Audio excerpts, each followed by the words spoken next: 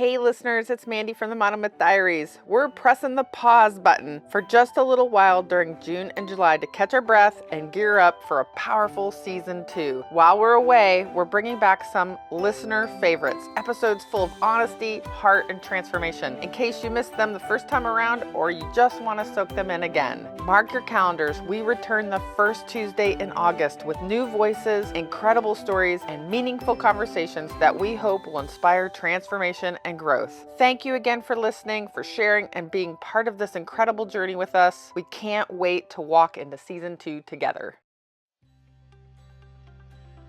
Hi everyone, and welcome to the Monomyth Diaries, a podcast where ordinary people get to share their hero's journey. I'm Mandy. And I'm Karen, and we'll be your hosts. We'll discover powerful insights, critical moments of growth, and much more. Thanks for joining us. We all have a monomyth to share, and someone out there needs to hear it. Welcome back to another episode of the Monomyth Diaries, where it's a take what you like and leave the rest podcast. In this episode, we move into Cyndi's transformative journey.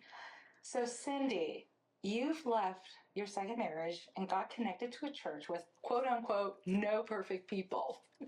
Can you elaborate on how your new relationship with Jesus played a big role in shaping your new identity? Yeah, sure. I think if anyone's experienced being at the very bottom, right? Like you just hit rock bottom, you kind of just feel like so broken, and you're just trying to gather all the pieces and not being sure of where you're going. Like there was not like a vision of where I was going to be, other than I just needed to find peace within me and restore some hope. And so when I saw the flyer where it says no perfect people allowed, it was just that moment of, wow, this is definitely where I need to be, because if I'm not perfect, I'm sure other people who are not perfect there we will be able to support each other. Yeah, you could identify with that. Yeah, exactly. And so, I just wanted to try it out. It was really just in the neighborhood that I was living in. So it was convenient. Perfect. With having kids, and Brandon at that time was still super young. I was like, I can't be away too long.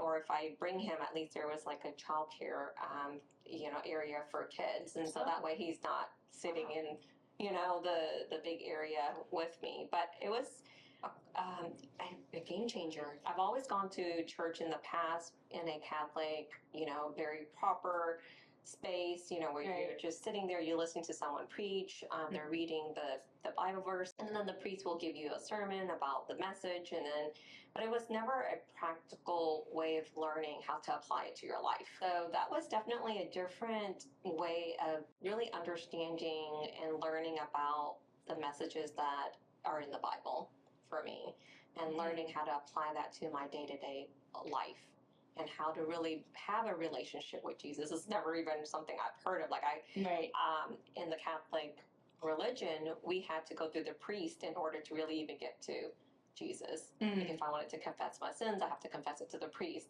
If I need to resolve my sins, it's through the priest. Everything was more or less through the priest. Receiving communion was through the priest. And so this idea of I can have a direct relationship with Jesus Christ was something new for me. And this is something that the church is teaching. At this church, yes. It's called Thrive Church, and, it was something so foreign to me, and I, at that point, didn't even realize I could have a direct relationship with Jesus Christ. That's incredible. Yeah. But you shared that your mom called you a sinner and then told you that you cannot take communion. So how did you reconcile this newfound faith that you're discovering with the things that your mom had said to you in the past? It was unlearning a lot of things, really. Again, when you're so broken, when you feel like you're not worthy, not valuable, you're a sinner, you're not good enough. It was all of that. And at that point, I was already at the bottom of the barrel. I'm like, well, I'm so broken. Right. And if I'm just going to go somewhere that, I enter into this space where there's a lot of, I think the worship music was really something that really seeped into my soul and really helped me pull out of that. There was a lot of songs that talks about how God will leave the 99 and find the one lost soul. And I felt like that's me. I'm so lost. I had no idea what I'm doing, where I'm going. I've made a mess of my life. And so what do I do now? Am I ever going to be forgiven? Am I going to be loved again? Those were all things that I just came into this church and said, you know what, I'm just going to give it all to him, and says, you know, I don't know what I'm doing. I obviously have made a mess of my life, so I definitely needed help. You know, like that Carrie Underwood song, you know, Jesus take the wheel. That was my motto. You know what, Jesus, take the wheel. Right. I'm gonna just get in the back seat and I'll let you drive. Like literally. How long do you think like the journey was to go from I'm so awful, I'm so unworthy, to this place where you experience a rebirth? It wasn't overnight. The first thing was, yes, recognizing that I can't do it alone, or I can't do it myself. And then just saying, you know, I am resigned, I surrender myself. And I think God gives you people and tools in your life to really, you know, move forward. And during that period of time, during my brokenness, I was growing in my career. I had a boss who also at the same time was sharing with us a little bit more about just creating a shift in your life through lunch and learns, right? In a professional manner. And so one of our lunch and learn was about a book called The Secret. The Secret was an idea or a law. It's the law of attraction. It really just means, you know, what you say, what you think, what you speak into existence is what boomerangs back to you. So you attract, you know, you're a magnet. So you yourself, you know, everything inside of you are attracting things. So that was a mindset shift for me, and thinking, oh, am I putting all of these fears and things that I've learned as a child, am I putting that into the universe? And is that what I'm receiving from the universe? And so then I started shifting the way, like, for example, if you're thinking, I'm always broke. Right. Well, I'm putting broke out into the world. So therefore I'm lacking. That idea of like, I need to change the way I think and the way I speak in order for me to receive what I really want. Yeah, those I am statements. Yes. Yeah, are so important. Is if you say I am broken, then, you know, you're giving that out to the world. Yeah. Right. Get it? You said it once to me. It was what you give is what you get, and I thought that was a great way to say it. Exactly. So if I don't want that, then I need to stop speaking that. Yeah. And if I want love, then I need to say I am loved. Yeah. I am valuable. I am worthy. So I had to change the way, one, I address myself to the universe in order for me to receive what I really truly wanted, instead of saying I am unworthy or I'm not valuable. So all of these things kind of started shifting the way I thought of myself too. And really, ultimately I needed to learn to forgive myself. And that walk in this, you know, this journey was not always an easy one, because there are so many things that you're just, it became a habit, right? Like it's habitual. But, you know, when I started going to church and really walking with you, like he says, you are loved. Yeah. You are enough. Totally. You know, you have all the tools that you need in order to get what you know, your purpose is to fulfill your purpose. And it's a journey, it's a walk with him, not, you know, and so it wasn't an overnight thing, but it was a shift. It was a, you know, a shift towards the path that I needed and wanted. I love that you're working in an environment where your boss valued teaching skills and tools to his employees that helped them with their overall well-being. That's fascinating and rare. Yes, and you know, it is very rare. And, you know, I stayed there as long as I did, and because they were constantly pouring into us to become better professionals, the better version of who you are. And, you know, and I have to admit, I think back to those days and I didn't appreciate it the way I should have. I love that you took agency. There's always something in you that was like, I'm going to act on this. I'm going to do something. The first step anywhere is just action, right? You have to take the next step. You have to physically show up for yourself. No one's going to do it for you. You know, when you get to the point where you're like, I don't know what I'm doing, I need help. And now I learned asking for help is not a bad thing. No. Asking for help is so needed. I mean, we are called to be in community with one another. Yep. And back then there was a lot of judgment, but it's because I was first and foremost judging myself too. But ultimately, as an adult, I have to take responsibility for my own decisions and my choices. Yeah, you're doing a lot of self-reflection now. Oh, yes. Absolutely. I love you are also choosing what voices and messages to dictate your next decision. Absolutely. So when they say, you know, if you look around and the 5 people that you surround yourself with, you're just the average of those five. And it's so true. And it's like, okay, I need to get into a circle where I have more positive people around me. I need to surround myself with, the church who's telling me and reminding me, don't forget, Jesus loves you. You are loved. Just that simple reminder. Remind me, how old were you when you found Thrive Church? Probably in my early 30s, maybe. Okay. So you're in your early 30s. You're attending church and working on reforming, reshaping your identity. Yes. And your boss has had a big hand in this. What else have you done to redefine yourself during this period of transforming? When God's really leading the way, He's going to put people in your place. And He's going to put other things, in front of you. One of my great friend Jenna had introduced me to a lady who was doing workshops, and her workshop was called Live at Choice. And at that time, when you're broken, sometimes you just don't want to carry on. Ending your life might sound less painful, I guess. And so I took this workshop. It was such an expensive workshop at that time for me, and it was a 2-day workshop. And my friend Jenna is like, you have to, if you really want to work on yourself, I think this is going to be a great workshop for you. I actually paid up the money and I invested in this workshop. And this workshop, really what I learned, a couple of things. One, I needed to identify that and really accept that everything that has gone right and wrong in my life, that I'm the common denominator. Wow. That I had to own what had happened. Like, it's also my fault. Right. Husband number one, husband number two, yes, I didn't get to choose my parents, but this is me. This is my world. Wow. I'm the center of my world. And interestingly enough, at that time, we had a really bad divorce with my second husband.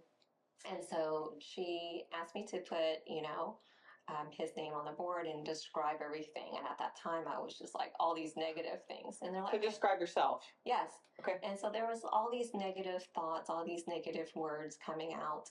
And then now they're like, well, what about, maybe someone that loves you? How would they describe you? Right. And so it's all about perspective. Neither list was right or wrong. It's just, we are a combination of all of that. And we need to identify with them. And we have to be okay with it. And what is it that we're not okay with? One of those things that I was not okay with was, am I a bad mom? Am I a bad wife? I have to be okay with being, because I'm not going to be a great mom all the time, 100% of the time. So there were those, movement of thoughts of, okay, I'm okay with being all of that. And I have to accept that I could be all of that. Just like, each person, whether it's my ex, whether it's my mom, whether it's my dad, they are the best that they can be with the tools that they have. Right. And I was only the best that I can be with the tools that I had. And how do I improve? I needed to learn new tools, how to react to things differently. Did that help you learn to forgive yourself? I know one time somebody said, Mandy, you were just doing the best you could with the tools that you had at the time. You can forgive yourself. And I thought, oh my gosh. Did you have a similar experience? Yes, very much so. Because by that point, I had blamed the world for all my problems. It's my mom and dad's fault. It's my ex's fault. It's everyone's fault, but my own. I may have taken a little bit of accountability, but I didn't own it. And so after that workshop, I really did have a lot of reflection to do. And I had to, I had to forgive my parents. That's a big one. I had to forgive my parents because they only knew what they knew with the tools that they had. Right. And I had to recognize that they came to America without speaking any English. Right. And they didn't have extra cash, as backup. They didn't have anything. They came with the, clothes on their back, and that was it. Right. And then on top of that, their expectation is only because that was what was expected of them. So it's a cycle, right? Yeah. And then of course, me choosing, I could have said no to my husband, number one. I didn't stand my ground, right? So it's also my fault. But they only knew what they only knew too. And so of course, going back to thinking about husband number one and husband number two, I had to forgive them, for they only had what they knew, and how they reacted is also their tools, and how to, maybe we all react a certain way to protect ourselves. Mm-hmm. And how we learn how to do that is from, what we learn from our parents, what we learn from, it could be anywhere, right? Mm. Our friends, it could be from anywhere, but I think it's part of our defense mechanism. So I learned quite a bit in that workshop, and did it cost me a pretty penny? It did when I didn't have it. It did. It was a leap of faith. And you must have had a good relationship and trust in your friend. Oh, yes, absolutely. She's taken the workshop, and so she recommended it, and she and I had a great relationship, and I trusted her. Right. She says, if you want to make a change, you have to take some action towards change and invest in yourself. And so that was also, new to me, like that concept of investing in myself. Yeah. Oh, You I know, love that. In the past, had not really truly done that. Mm-hmm. Going to the spa was investing in yourself, and I never did that either, because it was, again, financial constraints. Was I didn't want to be in financial hardship, which can create problems in the relationship. So all of that was kind of a trigger for me. Like, I can't spend money. I was a saver, like save, don't spend. This is a bit of a deeper question I've been dying to ask. Would you say you could have only done that because you found church first, or like that give you the boost to put the money down, do the workshop, and then do the internal work of being able to take ownership? Because that's not easy. That's a good question, and I want to say yes, because before that, I probably wasn't open to it. Maybe my friend may have mentioned it before even, and I would have just glossed over it. I wasn't at a place where I'm resigned to saying I need help. Mm-hmm. Maybe I still had that ego that said, I don't need anybody. I can do this on my own. But it wasn't until that very moment of I said, you know what, I surrender. I know I cannot do it. And I accept that I'm not able to do this. So here, God, you do as you need in my life, because I'm making a mess and I don't want to continue to go down this path anymore. Like, I was ready for a change. And so up until I'm able to admit that, I was no longer in denial. I knew that I needed to accept that there's got to be a higher being that comes into my life and create this miracle in me, because I couldn't have done it. So I think it would have been my faith first, and then recognizing through the faith that God is trying to help me. Am I going to, grab a hold of the people and the things and that he puts into my life so that he can help shape me into what I need to be? Can I circle back around to another church question? Yeah, absolutely. Go ahead. You mentioned that this particular church, Thrive Church that you go to, it was the first time where you're taking things that you're learning in the church and applying them to your life. Can you give us an example? Oh, yes. Yeah. Oh, yeah. There's so many little things, right? Let's start with the financial aspect of it. I remember sitting in service, and the pastor was talking about how we go through life, and think of the game of Monopoly.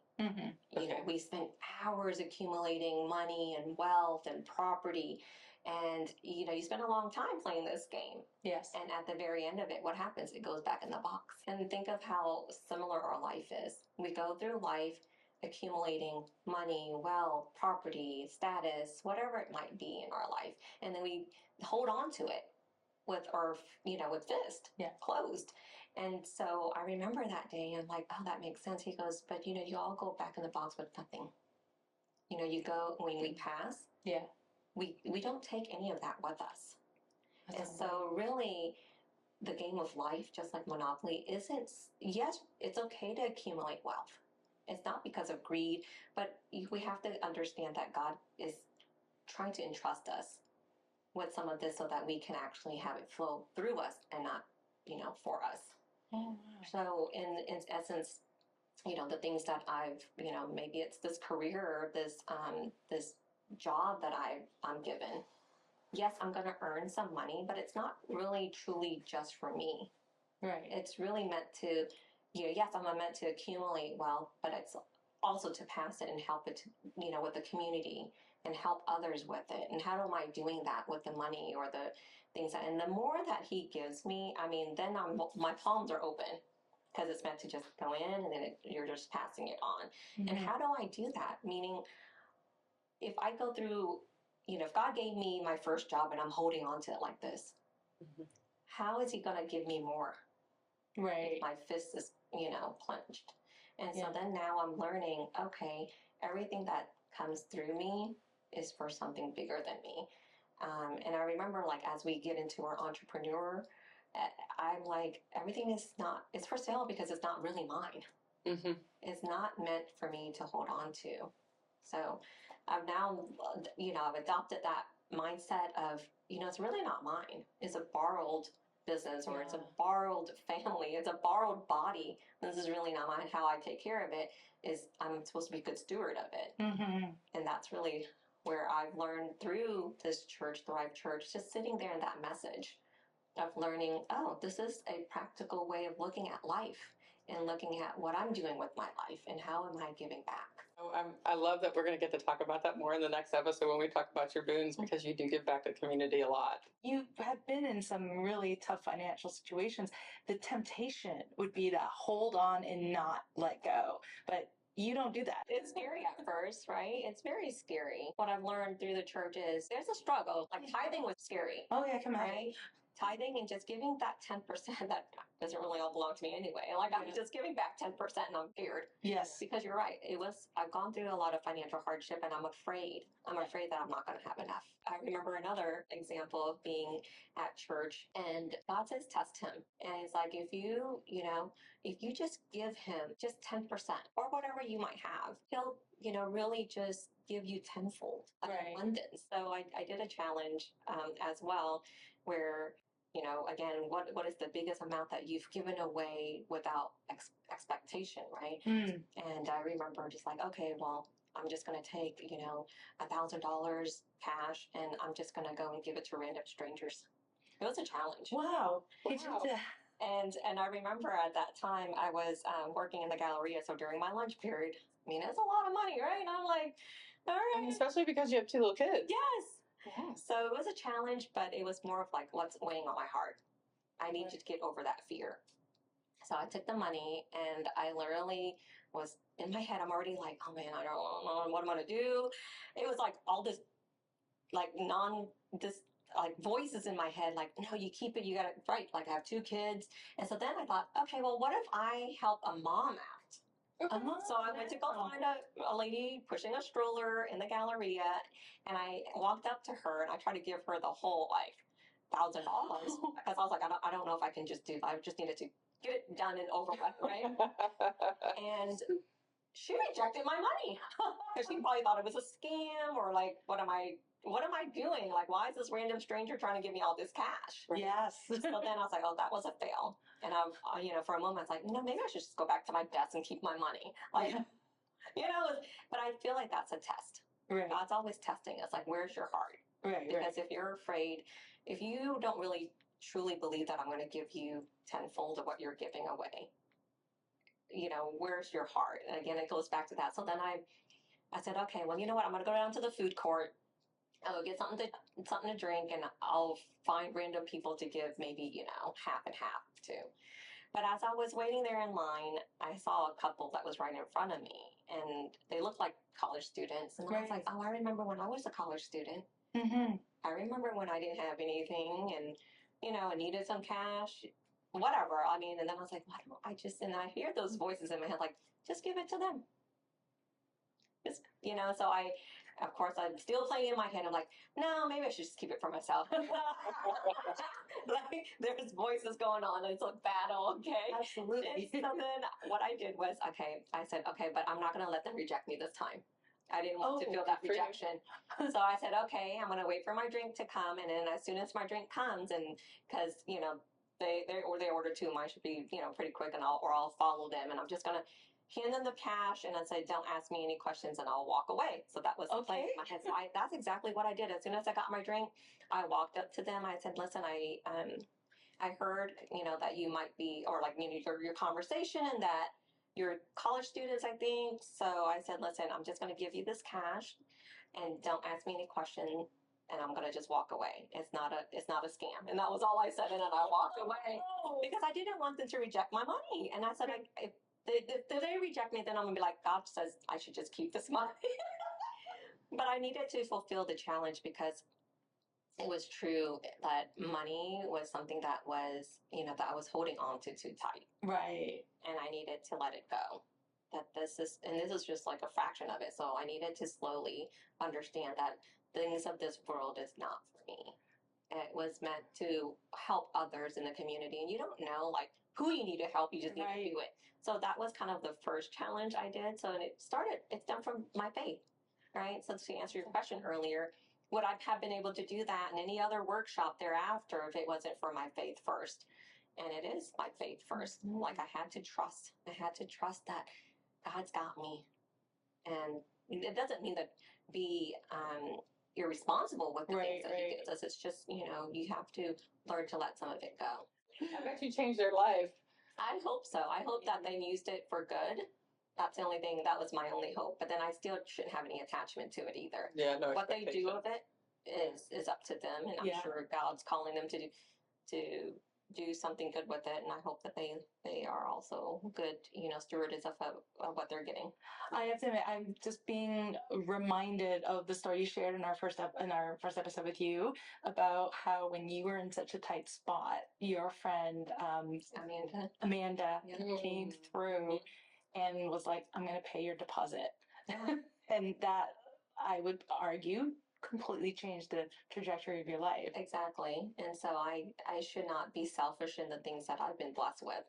And so that's the beginning of my journey of how do I give back? Yeah, it's that idea of as I give, I receive. Yes. Mm-hmm. Yeah. Our job is to serve others. And time's such a huge one. Like money, you can always earn it back, make it back. But time, you do not get back. That's a free will gift. That is very true. And so oftentimes we always put money, like the value of money, over the value of time. But it really should be the other way. But we're not taught that, right? The value of time is so valuable. And we underestimate it. All right. So looking back, what experience, strength, or hope would you give to women who are still caught in restrictive cultural expectations? Well, definitely the hope is that you are created and meant for more. We all have been created with a purpose. I know that sometimes I just got to walk in faith, and I know that God is for me.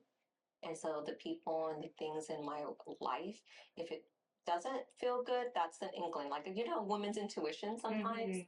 I remember going back to husband number, husband number one. I was like, my gut's like, you're not ready to get married. Right. But I went against it. Right. Like, how often do we do that? Like, you feel it, and now I know, I recognize that that's probably the Holy Spirit talking to me and telling me, but we ignore it. Yeah, I used to ignore mine all the time. Yeah, that's the Holy Spirit speaking to us and really trying to give us guidance. Yeah, I would highly encourage people that, if you just take a moment and look around, that there's many, many good people around who wants to help. You mentioned the surrounding yourself, your top 5, and how would you say those individuals influenced you? Oh, quite a bit. For example, Amanda, like, she's so giving. Yeah. And without knowing, she's changed my life, and thereafter, like, she's so giving. And it's not, even at that time, like I said, she didn't have a lot, but even in the little that she had, she was so giving. Or, Jenna, so giving of her knowledge and her coaching of like, hey, believing in me. Right. And she's the one that invited you to the workshop. Yes, okay. Yes.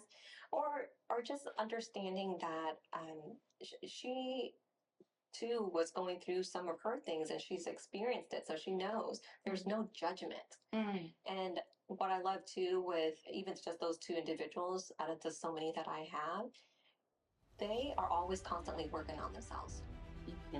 They too are in process. We're all people in process, and so just because they're telling me what to do, they're also acting in their own way to improve themselves, to be the best version of them. And so along the way, we're all growing together versus, I'm growing and then there's still, Amanda and Jenna from 20 years ago. That wouldn't work either. So we have to be people in process who are continually, improving ourselves and giving back. And how are we doing that? I love that phrase, people in process. Oh, yes. Because I always talk about that with my friends, and that's one of the things that I love, to surround myself with people who are always growing, wanting to be a better human being, working on themselves all the time. Yes. People in process. Yes. That's a nice way to say that. Now, there's one individual that comes to mind that you met and met in a very roundabout way that I would say probably had a significant impact on you, says these two women. Yeah, so during my journey in faith, again, it's random. We're always meeting different people, and I remember in one of my workshop with Melanie, again during this time, I'm like, I don't know. I'm going to give up on men. I'm not going to have a good relationship with them. Maybe I'm just meant to be single. And I remember Melanie saying, Cyndi, I want you to detach yourself from the kind of man, like from the way he looks, the way how you're going to meet, like take all of that, strip that away, and just write what kind of relationship on a Saturday would you have with the perfect guy? No. And I think you called it your relationship vision, right? yes. So just tell me what your vision is in a relationship, because oftentimes as little kids or little girls, you're like, what's your perfect guy? Oh, he's tall, dark, and handsome, like the typical. He's smart, funny, like so surface based. Yes. And so she's like, no, just tell me, if you had a perfect guy on a regular Saturday from morning to night, what does that look like? And so I would write things like, okay, well, one, he would definitely be, he can make me coffee in the morning. Ooh. He would, like just the little things that we take for granted, right? Or, open the door, think about me when, it's just, I don't know, random, like a song comes on, just. And so I remember writing this down and she goes, okay, and I don't want you to attach that to anybody or any name, not even a visual of like someone that you met, nothing. So I wrote that. I remember writing it. And then randomly, and I don't, again, and this is like months later, I guess, I went to go to a car dealership, and this is a random Saturday. Random Saturday, my brother and I were like having lunch, and we're like, hey, what do you want to do now? We were bored. And my brother said, let's go look at cars. So we went to go look at cars. As you do. Yeah. We were bored. So but my brother was really interested in getting a car. And so we went down to one of the dealerships and we sat there for a little while and I got bored and I said, hey, and he was at a Lexus dealership. And I said, I think there's a BMW dealership down the street. Instead of sitting here waiting with you, I'm going to just go down there first and just, check out the cars or just, kill time. Right. So I got in there so one of the managers that overheard me saying I'm going to the BMW dealership said, hey, if you go over there, there's a car salesman named Hi Ho. Why don't you, get him to help you? And I said, yeah, sure. So I go down there and I meet Hi, but I wasn't really in the market to buy a car. I was just trying to kill time. So yeah, I think he was so totally annoyed with me. It's like, oh my God, this girl, once she didn't do any research, she doesn't even, I think he asked a question like, so how soon are you looking to buy a car? And I'm like, I don't know, 6 months, a year, or I'm really not looking. I'm not looking for shopping. And so I just happened to go, well, I mean, I just wanted to look at cars, just show me what you got. And I did probably was just wasting his time, but I just wanted to look at cars and show me what you got. So at the very end of it, I left without buying a car, of course. Probably time for dinner now. Meet up with my brother, let's have dinner. And that was the end of that conversation. However, he did follow up with me during the week and said, hey, I realized that the car that we were showing you was, it was a smaller car, but it was pricey. And so I'm like, okay, this is just too much. And he goes, well, I realized that you kept mentioning you wanted more bang for your buck. So a bigger car with, maybe the same price point. So then I ended up buying a BMW a few weeks later. But it wasn't, again, He's a good salesman. He's a good salesman, but I was definitely, I liked the cars. I'm like, okay, I don't mind buying the car. It was a nice car. But he was not the greatest person to me because again he thought I was annoying and I wasted his time. So he called me now I know what he called me back then. It was CTW, certified time waster. Oh, So it wasn't love at first sight. Is basically what I'm trying to say. And when I went to go pick up my car and sign for the paperwork and everything, I mean, he forgot me in the lobby. So like the lights were turning off at the dealership, and because he had shifted me over to another sales team member because he was busy. And so I'm waiting for my, car to be brought up so I can, the keys, and I can leave and yada yada. Well, he just like forgot, like I was even there. Like he didn't remember to wrap it up. But he, I guess, also was assuming that his teammate was going to. My brother actually ended up buying a car too. No, he didn't. I didn't know that. Yes, and I think that was more when we started having more conversations around that, because my brother, my background's in finance, and so Jamie's like, hey, can you come and help me with some of the, the financial aspect of getting this car? So then I'm like, yeah, sure, I'll be involved in your purchase of this vehicle since I just got mine. It's very similar make and model, just a different year, and all this happened. And I think that was kind of where Hi and I connected a little bit more, because my brother was now involved and he's helping my brother. I think he was paying more attention to my brother though.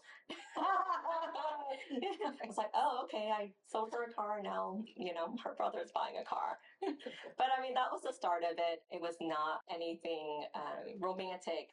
Fast forward a few months into it. I think we talked a little bit about our faith, and he too was coming out of a marriage that was not healthy. Right. And so I think the common thread there was that we were both coming out of a unhealthy relationship, and then we were both, in his own way, he was also finding faith in his walk, in his faith, and he was actually attending Lakewood Church with Joel Osteen. Right. And so I was here attending Thrive, and he's attending Lakewood Church. And as we were having this conversation, he's like, hey, you should come and attend the church. Sounds like your church is very similar. And I thought he was just pulling my leg. I'm like, you don't go to church. You're a little skeptical. Yeah, oh yes, I was. And he's a salesman, right? Yes. He just sold me a car. And your brother. And my brother. And so then I'm like, okay. But I said, okay, but sure, I'll go check out your church, your old Joel Osteen church. And so funny thing is, he normally works on a Saturday because he was working at the dealership. So I was like, I'll just meet you. The initial first few times we would go there, and he had a couple, an older couple, that would save him seats, because if you've ever been to Joel Osteen's church, like it's massive, even on a Saturday. And there's this elder couple. They would save him a seat, and then that day he's like, hey, I have a friend coming with me, so can you reserve both of us a seat so that we can get kind of closer to the stage? But I will say, God's putting people in your place to kind of bring you to the better experiences, and getting me closer to him, right? Getting me closer to Jesus. And through Hi, like I got to meet a great group of people that, expanding, my bubble, right? Getting out of my bubble into like, a bigger world of experiences that I never even imagined. And so on that, I'm super grateful for. So he's had a huge impact in my journey, not just through my faith, but through, my forgiveness, through, my understanding and giving back to the community, my journey into entrepreneurship and trusting, and, like all of that has expanded. And so that to me has been like, in itself, my tenfold of things that God has given back to me, and just trusting that when I give, that I will get back. I love it's all like God's timing, like how you were at a certain point in your spiritual journey, and then Hi was at his point in his spiritual journey, and that's when the two of you would finally connect and meet. And how like the more you were attracting and pursuing relationships, friendships with people that were healthy and calling you higher, you then started meeting more and more people who were like that, and it was transform your life because you would put those into practices. Back to my question about the experience, strength, and hope that you want to impart on people who are in the situation that you had started out with. Would you say like right people is a big one? And what would you say would be the other thing that would be something that like please go and pursue this if you see it? Well, we definitely need the right people, the right tools, constantly learning what other tool is out there. Mm-hmm. Even in a relationship, as Hi and I started creating this new relationship, at first it was kind of like, oh, this is so taboo, or this is, this is too soon, or there's a lot of, but if I just let go of all that, right, I have to admit, like, I have to learn new tools to really create a better relationship with myself. Mm-hmm. And for myself with other people around me, whether it's with you guys or with even Hi or my parents. I had to learn how to, one, accept that they only know these tools. And what are the tools that I know? And one of the tools, for example, I will say that I picked up from my mom is growing up when she would get into a fight or, argue with my dad, like she would shut down. That's a tool that she used. She would just shut down. She would, lock herself in either a room or she'll leave. And, it's just like as if the world around her does not exist, including us sometimes. Mm-hmm. And it's like an ostrich sticking their head in the sand. yes. Mm-hmm. Yeah. So then growing up in my 20s and even, into my early 30s, that was what I would do too. If someone hurt me or something that, was not right, I would just shut the world out. Mm-hmm. Again, I left the Catholic Church for that reason. I shut the world out. And that's part of why I left, right? The geographical solution was to just leave, like shut everything out, like blocking myself and putting myself into this like cocoon. And I'm like, oh, I'm not like, if I do that, then none of the problems exist. Right, like, right. So I learned and I recognize now that that's what I was doing, which was really hurtful to relationships. Right. Mm-hmm. And one of the things I had to recognize that, okay, well, why are my exes, doing what they do? And so I'm the common denominator. So therefore my pattern, what is my pattern? Mm-hmm. And so I had to recognize that, yes, it's okay to be upset. It's okay to have emotions. It's okay to express how you feel. What's not okay is to really hold on to that. Right. Yeah. So, I've had to learn and unlearn some other things and then learn, okay, it's okay to say, you know what, that really hurt my feeling, what you did or what you said. And then say, well, don't do it again, but here's how we can resolve it. But then I have to also let it go. Like I have to let some of that go and not keep bringing it up, right? Because again, I have to remind myself that sometimes the things that people say and do, it could be intentional to hurt you, but hurt people hurt people. That's so true. Mm-hmm. So I have to remember they're just hurt too. And I have to forgive them because how many times have I hurt people, whether it's knowingly or unknowingly?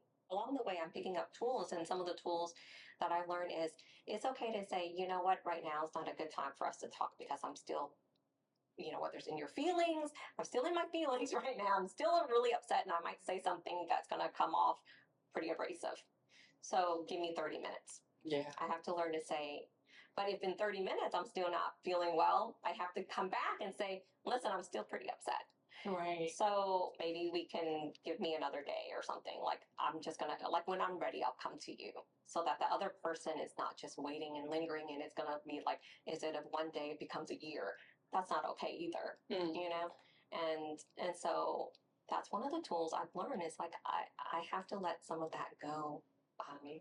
Because holding on to it only hurts myself too. That's a very powerful tool. Yeah. I love that through all of your transformation over the years and everything that all the hard work you've put into it, I can see that you have your voice. You found your voice. Yeah. Especially being able to use that particular tool, you really have to be confident and find your voice in order to be able to say, hey, I can't talk about this right now. Oh yes. Yeah. And that's definitely one of the hardest part of it was trying to say, oh my gosh, because it's so easy to forget that they're human too. Yeah. The people who have afflicted pain on you. Mm-hmm. And that they're going through their own journeys. Yes. Yeah. I had to recognize that I had to forgive.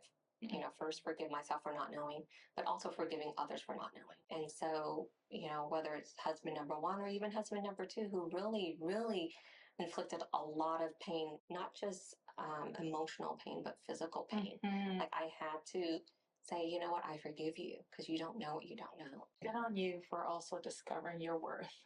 Those feelings that everything is worthy. It's valid. and acknowledging it. A lot of incredible people who remind me daily. Well, Cyndi, thank you so much for sharing your transformative journey with us. We really enjoyed hearing your inspirational story. We hope that you stay tuned for the next episode where we get to talk about all of the boons and gifts that Cyndi has earned from all of her hard work. Thank you for joining us today. If you enjoyed this episode, please share, hit like, subscribe, and follow us on YouTube and wherever you get your podcasts. Feel free to email us at monomythdiaries@gmail.com with your monomyth and keep the conversations going. Until next time, heroes, let's journey together through stories.